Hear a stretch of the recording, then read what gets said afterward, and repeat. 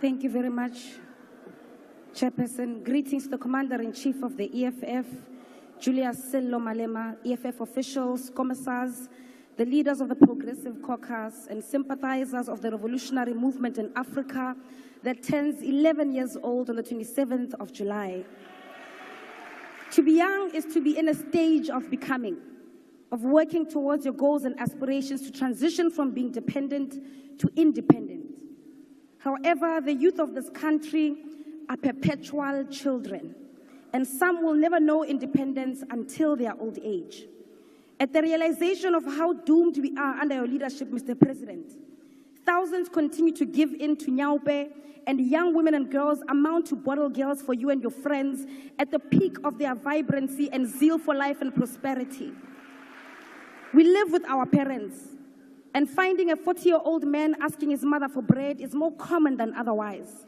This phenomenon is known as the Ramaphosa economy. Joblessness, poverty, and constantly questioning if we are truly the young adults of today. In 2018, Mr. President, you launched a jobs summit and promised the youth of this country 275,000 jobs per year. You failed. In 2019, you promised 2 million jobs and an end to hunger, halving of crime, and empowering the school curriculum where a 10-year-old will be able to read for comprehension. You failed. In 2020, you unveiled a 100 billion rand fund to create jobs in the public sector for the youth. You failed.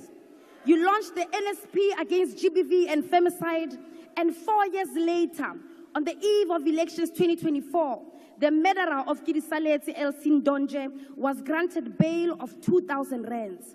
You failed. In 2021, you spoke about building new cities, and the National Youth Development Agency would fund 1,000 young entrepreneurs in 100 days. You failed. In 2022, plagued by your own failures over the years, you promised the National Youth Service would create a modest 50,000 jobs in its first phase. You failed. In 2023, you came here and praised yourself for the Youth Employment Service that placed 100,000 youth in peace jobs that lasted nothing more than 12 months. Once again, you failed. Yesterday, you came to this house and promised 2 million jobs to the youth of South Africa. It is thus fair and deliberate to then say that this time next year, the result will once again be not achieved and failed. When you became president in 2018, youth unemployment was sitting at 43%. And nearly 7 years into your presidency, youth unemployment currently sits at 45% for individuals aged 15 to 34, and a whopping 59% for young people aged 15 to 24. Your presidency is characterized by many promises and many failures. It is now apparent that as the youth of today, we must ready ourselves psychologically like the youth of 1976 for the biggest fight against the establishment. The establishment has charged you, Mr. President, at the forefront as the weapon that is formed against us. The youth of today, like Nelson Mandela, who is now hailed as an icon of peace, must be ready to be called terrorists. We must be ready to be called criminals. We must be ready to be jailed for crimes we did not commit.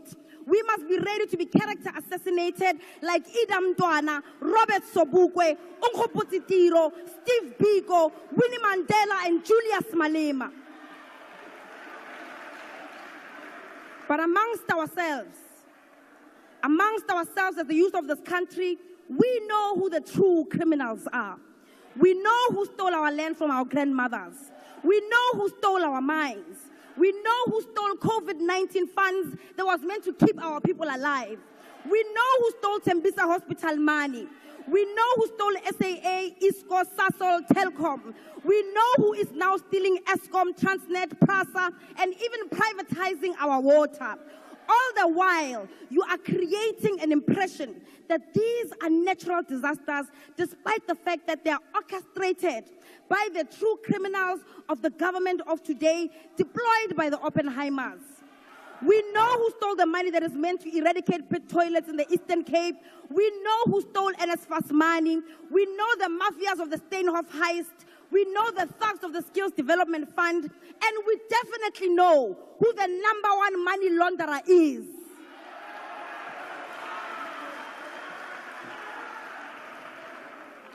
There is absolutely nothing that the establishment, masquerading as a government of national unity, can do to deter us, the youth of today, from seeking out our generational mission.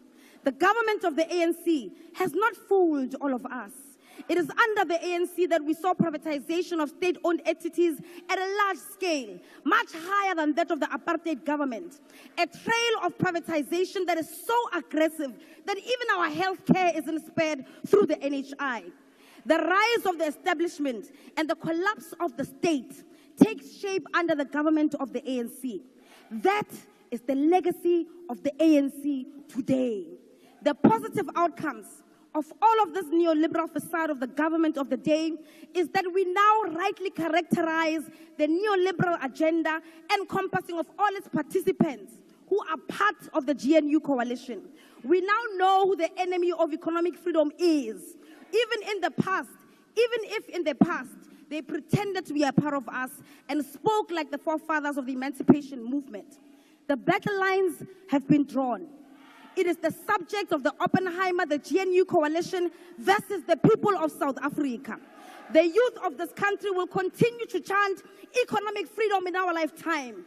We will continue to present bills in this house that call for expropriation of land without compensation. We will continue to call for nationalization of mines, banks, and other strategic sectors. We will push back against your corruption and hold the captains of the ruling class accountable. We will fight for the scrapping of student debt and continue to call for quality, free, and decolonized education in our lifetime. We will continue to call for free healthcare, housing, water, and sanitation. We will continue to remind you that the young people in this country deserve real jobs. It's 6 months.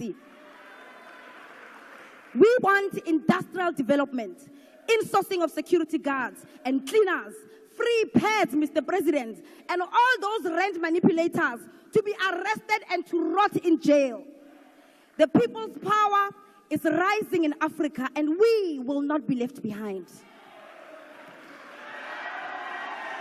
Thank you, Honorable Member. I will now call upon the Minister.